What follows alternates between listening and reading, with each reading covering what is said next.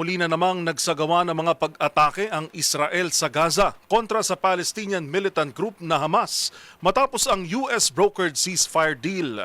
Yan at ang iba pang napapanahong balita mula sa iba't ibang panig ng mundo sa Global Headlines Report ni James Galange.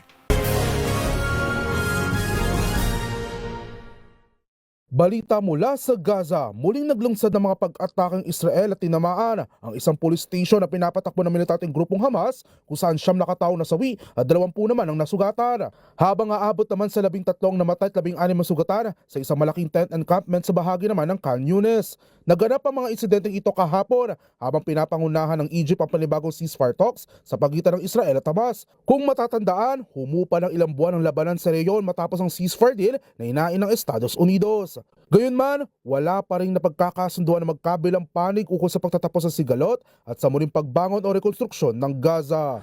Samantala, balita naman mula sa Nigeria, aabot sa 360 hostages ang narescue ng mga otoridad sa Borno State matapos ang isinagawang intelligence-led operation. Sa ulat ng pulisya, ang mga biktima ay nadakip na isang militanteng grupo sa nasabing bansa sa ilalim ng jihadist militant group na Boko Haram na ang ilan ay bitag na nila ng ilang taon. Habang may mga bangkay rin ng mga batang natagpuan dahil sa extreme exhaustion at epekto ng malupit na kalagayang kanilang naranasan habang bihag ng mga militante. At sa iba pang balita, patuloy ang mga hakbang at pananaliksik para makahanap ng mabisang lunas sa nagpapatuloy na paglaganap ng Ebola na patuloy na nakakapekto sa maraming bansa sa Central Africa. Ayon sa World Health Organization o WHO, nasa 600 suspected cases pa rin ang naitatala habang 113 suspected deaths naman mula sa naturang sakit. Kung kaya't sa inisyal na plano ng WHO na tatawaging Joint Continental Preparedness and Response Plan ay kinakailangan nilang makalikom ng pondong aabot sa $518 million.